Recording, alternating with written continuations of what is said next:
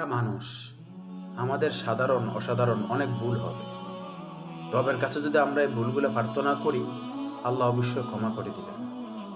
আমাদের একটা জিনিস জানা উচিত যে সর্ব অবস্থায় আল্লাহর কাছে আমাদের শুকরিয়া আদায় করতে হবে, শুকর করতে হবে, সবর করতে হবে।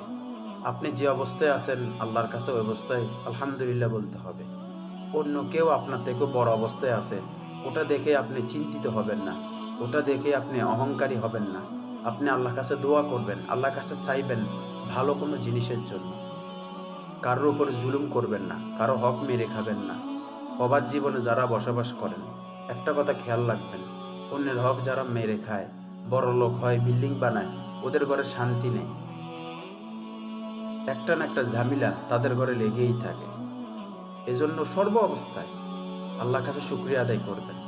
যতটুকু পাবেন হালালভাবে আল্লাহ যেন সর্ব